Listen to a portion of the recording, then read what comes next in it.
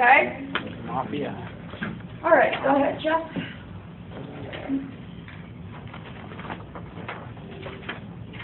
All right, so we're going to talk about dietary recommendations and food guides. You have two, okay? Starting with, are you okay, Bowen? What's going on? Want to step out? Okay. Dietary recommendations are guidelines that discuss food groups, foods, and nutrients to eat for optimal health. Whereas food guides are guidelines that tell us the kinds and amounts of foods to make a nutritionally adequate diet. So one is about optimal health, and the other one is just nutritionally adequate. Okay? We're currently doing neither in the United States. Okay? So here is the MyPlate. And if you look at the MyPlate carefully, you'll see that your biggest things are vegetables and grains, which are in what group of your macronutrients? The carbohydrates. Carbohydrates, right? And the biggest fad in diets now is to cut out what? Carbs. Carbs, right? Mm-hmm. So this is not a good idea. Carbohydrates should make up the majority of your diet. The problem is we're choosing the wrong forms of carbohydrates, and we'll talk about that later. Protein and fruits are about the same amount, and then, of course, and I'm going to say calcium and vitamin D. I'm not going to say dairy, even though they want me to. I'm going to say calcium and vitamin D, which you can get in soy milk, almond milk, rice milk, all that stuff.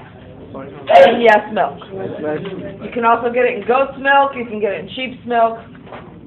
Okay, go ahead. The USDA food pattern are recommendations for what and how much to eat in the MyPlate. The MyPlate doesn't specify enough, so you have the food pattern that explains it.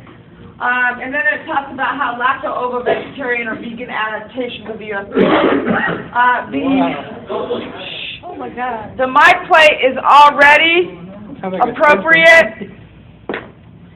The MyPlate is already appropriate for your lacto-ovo-vegetarians. It is not for vegans, only because they insisted on writing dairy. If they put calcium and vitamin D there instead of dairy, it would work for everyone. Okay?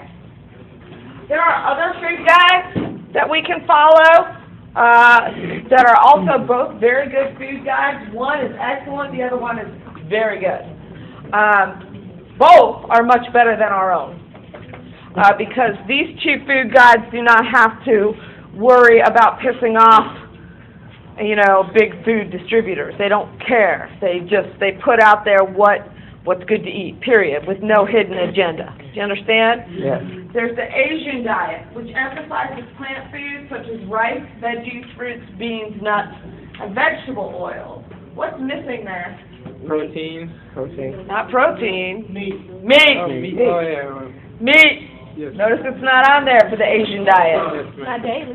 There is no meat. Yeah, they barely eat meat. All right, the Mediterranean diet emphasizes vegetables, nuts, olive oil, and whole grains with a little bit of dairy or meat. Okay? This is probably the best one for you. The Asian diet. This is probably the best one for you that an American can actually follow. Because Americans have a hard time getting rid of the dairy and the meat. And so I think this is, quite honestly, it's my recommendation and my belief, and that belief of many nutritionists and registered dietitians, is that we're best off following the Mediterranean diet guidelines instead of the MyPlate guidelines. Okay? Yes. So you notice here it says individuals following the Asian and Mediterranean diet tend to have less chronic disease such as cardiovascular disease. Wow. Wow. The MyPlate can't say that. And it's not anyone's fault. It's just business. It's somebody's fault. Huh? It's someone's fault. Well, we're a capitalistic country, and we've got to keep it a capitalistic country. And in order to keep it a capitalistic country, we have to take care of big business. And we got to kill people. So, Sonny, put your hat back on. Okay, go ahead. All right, MyPlate translates the principles of the 2010 dietary guidelines and other nutritional standards. By the way, the Mediterranean is a socialistic society, and Asian, which is specifically China, is a communist society. We're capitalistic. So think about that. I'll think about it. You want to go to socialism and to communism? You know, Yeah. those are our alternatives, okay? We are working our way towards socialism, by the way. Have you guys noticed that? Yeah. I won't get into politics. Never mind. Let me get out of that. Okay. The 2010 Dietary Guidelines and Other Nutritional Standards assist Americans in making healthier food choices. Okay? So before, as I said, remember I drew out on the board all the way the food guides went, and it went from 4 basic food groups to all this other stuff that was a bunch of confusing stuff. And so what they did, actually the 4 basic food groups, all it did, it's exactly the same thing, only they call it the 5 food groups. It was just fruits and veggies were clubbed together. It was all these same things, but fruits and veggies were one. And they wanted to separate them out. The reason why they separated them out is because fruits are kind of a hairy deal, because right now we're dealing with a lot of diabetics and the sugar issue. So they separated it out from vegetables, saying, yeah, you can still, but diabetics can still eat fruit. You know, that's they still could, but of the two, eat more vegetables. And that's why they separated it out. So they could have very easily gone right back to the 4 basic foods, but they made it 5. Okay, go ahead. My Plate expects you to choose foods from the food groups, and here's where, before I even say that, I gotta make this really important. This PowerPoint on this slide right here, they say the most important thing for the rest of the book, but they veer away from it. And this is where Americans, this is why the My Plate is not necessarily as good of an idea as the Mediterranean diet. Because the USDA, with their recommendations, they contradict themselves. And if you pay attention closely, you'll catch it. But if you don't, you just read it, and it's like, no, you'll be like, and you won't question it, and you go with it, and you end up eating the wrong food. Let me show you. The My Plate expects you to choose foods from the food groups that are in their most nutrient-dense form. Think about that. Most nutrient-dense form. Remember we talked about nutrient density. We said it was when you get the most nutrients from the smallest amount of food. Okay? Like, for example, versus empty calories, which is, you know, you can get, right, a cup of quinoa has more vitamins and minerals and all the things, protein and carbs and everything that you need compared to a cup of potato chips. So you have nutrient dense versus empty calories. Or even do it, you know, apple to apple, a cup of quinoa to a cup of white rice. Think about it. Okay? So the USDA says, they put out this thing called the My Plate, and they say, use the most nutrient-dense form. But when you read all the recommendations, it contradicts that saying, the most nutrient-dense. And you'll see what I mean in a minute. All right? So it says, in other words, lean or low fat with no added sugar, such as, okay, diet soda or water. Now, this diet soda, is that nutrient-dense? No. Not at all. Horrible. Let's have more sugar, yes. Worse than the soda. Why is diet soda even mentioned? Does it have any nutrients whatsoever? No. Coca-Cola? Money. Big business. They got Coca-Cola. You know who it is? It's our biggest nemesis in the world. Monsanto? It's Monsanto. High fructose corn syrup. No. There is no high fructose corn syrup in diet soda. Monsanto owns aspartame, which is the #1 sweetener, artificial sweetener in all diet soda. These people locking down everything, aren't they? We got their hands on everything. Yes, ma'am. If you have a lot of non-age and, things going on with you, you don't know what it is, you're a person that drinks a lot of diet soda, stop drinking. Yeah. Oh, diet soda. How many of you drink a lot of diet soda? Be honest. No, I used Okay, shh, Edwards, right? Yes. I used to drink, diet sodas, you know, because I bought into less calories.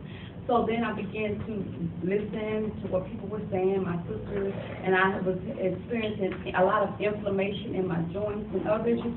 I stopped the diet sodas, and I started actually eating like the pomegranate seeds, wondered for me. So I knew it was related to the diet soda, the aspartame. It's the aspartame. Yeah. You guys want to know the story of aspartame? Yes. Isn't that really? Do you want to know the story? Yes.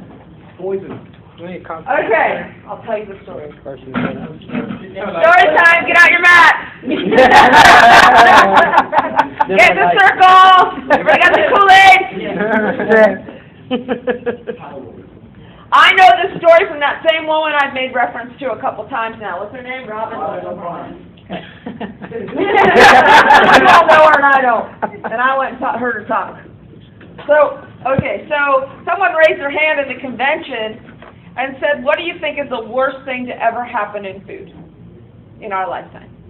The worst thing, out of all the poisons in the food, what is the one thing you can identify as the worst? And she said, and we all thought it was going to be the GMO corn or the feedlots, and she said, aspartame. And we're like, what? What's up with that? So she told us the story. Aspartame was discovered by a pharmaceutical company called Searle, S-E-A-R-L-E, Searle.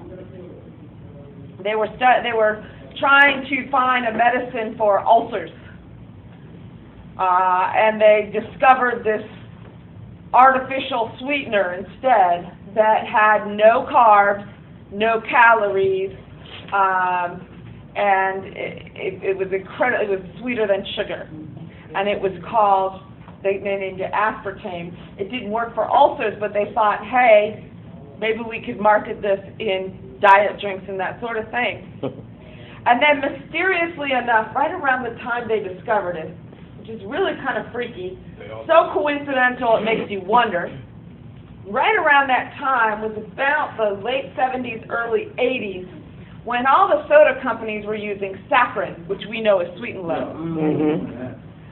Right around that time, some scientist came out of nowhere and said that he fed the lab rats saccharin and they got cancer.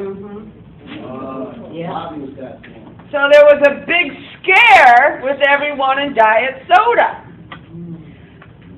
So the soda companies were looking for an alternative sweetener. Isn't that kind of coincidental and weird? Nobody heard anything about saccharin until this stuff was discovered. It's really weird. All right. So anyway, the soda companies were looking for an alternative to saccharin. Well, you know, then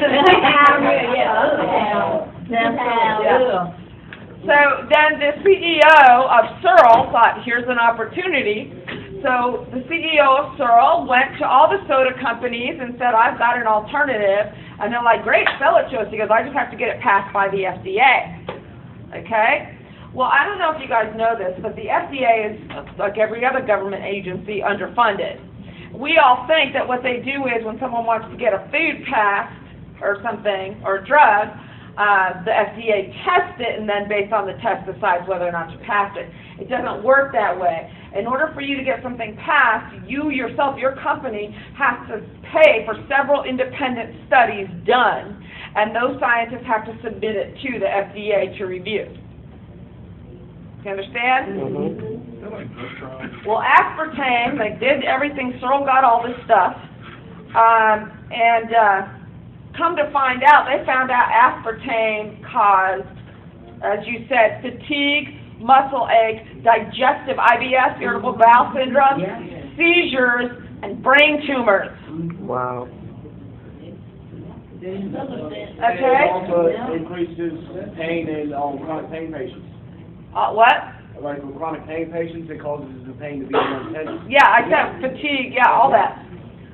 So that's what they got, and all the seizures, brain tumors, blindness, I mean, all this crazy stuff, right? So the FDA failed it. So Searle went and got more, because they knew that if they could get this thing passed, it'd be worth billions, because all the soda companies wanted it, because they had to hurry up and get rid of saccharin. Okay? So the FDA failed it. So they got several more studies. The FDA failed this stuff 30 times. No food or drug has been failed more than this. Well, the CEO, knowing it was worth billions, figured out, how do I get this thing passed, and decided to call his old employer. His old employer, he was an attorney for, Monsanto. Now wait, say, what happened? So what happened? He called, he couldn't get past through the FDA. Who could, the CEO of Searle? Right. Okay. He called his old employer, for whom he was once an attorney for, which was Monsanto. And Monsanto said, all right, here's the deal. We see that this is going to be worth billions if it gets passed. Here's what we're going to do. We're going to buy it from you. And then we're going to put you back into the government. You know who the name of the CEO for Searle is? Donald Rumsfeld. Wow. For those of you that don't know that name, he was a Secretary of Defense in the Reagan administration. And they put him back in, Monsanto put him back in the Clinton administration, I believe. Or one of the, I don't know, maybe it was the Ford, no. Anyway, they put him back in. And once they put him back in, Rumsfeld said, okay, then I can lean on the government. Because I have some, I can, go to the FDA, and I know people in there that can get this thing passed if you put me back in the government, but I have to be their boss and, lean on them. So that's what happened. Monsanto bought it from Searle at what it would be worth if they could sell to the soda company, put Rumsfeld back in office. Rumsfeld leaned on the FDA, and it got passed. Wow. Now it's in our soda. Wow. Wow, when I was doing, I don't drink soda anyway, but still. So that's the story of aspartame. I don't make this stuff up, man. My imagination is not that good. All right, so anyway, here they said nutrient dense, and then they tell us diet soda or water over regular soda.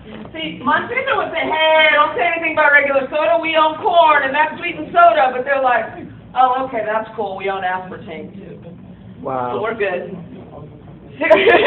Wow. So it's all sodas or just the diet soda mainly? Aspartame is in all your diet drinks. Oh, diet, oh. All your diet drinks. Snapple, diet soda, Crystal Light, all your diet drinks. Okay? You'd be better off drinking, if you want to drink a soda, it'd probably be just go for the regular. Okay, everybody says that. Stop with that attitude. This is why Americans are where we are. Because we heard that, margarine and shortening were bad for you, so we were like, well, you're better off going for butter, right? And it's kind of like the nutritionist has to say, yeah, I guess. And he's doing the same thing. Well, if diet soda's so bad for you, then we have to go for regular soda, right? And then I drink water, but I was no, but wait a minute. Nutritionists are like, yeah, I guess. But here's the problem. When Americans hear that, they go all out. Yeah. So if I were to say that to you, everybody's going to start drinking Coke like it's nothing. And it's like, no. It's like, yeah, one's a worser evil, but never forget, they're both evil. Right. Never forget that. Because now we're starting to sound like President Clinton. I did not have sexual, and it's like, wait a minute. They're both evil, dude. All right. I don't know about your eating one money, What'd you say? What about Sprite? Oh, no, soda. Soda. Soda. All soda. All Or pop. Bad, diet or regular. You see the thing on the, I have a personal experience with Coca-Cola.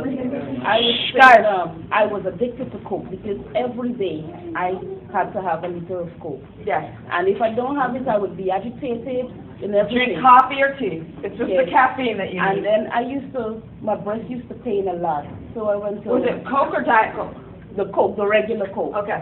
So it would pain, it would hurt, I couldn't even touch it like this. And I went to the Cancer Society, I was back home, and they asked me if I was on coffee or if I was on Coca-Cola. So I told them yes. So the lady told me to stop drinking the Coke like for a week. And if it still happens, well, then they will have to do some tests. And I stopped with the Coca-Cola, and the breast stopped paining, and I am off Coca-Cola because that was an experience that I don't want to. I don't know why. The caffeine and the Caffeine's lymph not nodes, bad for you. or maybe Only in some- excess. Well, I was in excess of it. Every day I used to drink a Coca-Cola. Okay. Okay. I think I said, I'll be right with you, Lemon. that's like the, citrus drink. The what? Any of the citrus, they drinks, Sprite and all the other ones. Yes. They, come out with these study about the, citrus flavor. Oh, yes, well, everything in soda is artificial. I drink tea sometimes in the morning. Well, also is bad for you, period. I don't care if it's diet or regular, I don't care what flavor it is, I don't care, it's just bad for you. Yes, Lemon. So what if the soda is like, organically flavored? Like, Bad. I don't care if it's organic, I don't care if it's bad. What about juices? Yeah. They say like if you have an upset stomach or something, they drink ginger ale, but soda bad. You know, little ginger, times like that, a little soda's fine. And really, the ginger is what's making you better. Drink ginger tea. Because ginger is good for the stomach. Yeah.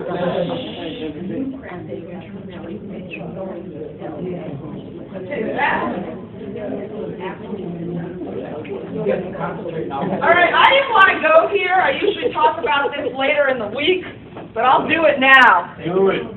Are you ready? Yes. Lemon knows it's coming. What? Here we go. Let me know it's coming.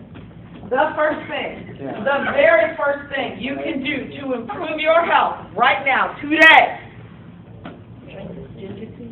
is stop drinking anything that tastes sweet. Just drink water. I can do that. Anything. That includes juice. No, tea's not If good. it tastes sweet, it is not good for you, and you should not be drinking Yeah, it. for sure. I think it's sweet. There's only 3 approved beverages, ladies and gentlemen. Water, unsweet tea, not artificially sweetened, unsweet tea, and unsweet, not artificially sweetened, unsweet coffee. Black coffee. Now, That's that the being said, this is the easiest thing for you, food people, culinary students, that's going to spend the rest of their life in food, to do. Because to us, the importance is not the beverage, it's the food. And if we do that one thing, we will improve our health significantly and be able to eat what we want. So can you use natural sweeteners like And you know what I found? I spread this word in nutrition. sugar cane? Since I started teaching it, it is the hardest thing for everyone to do.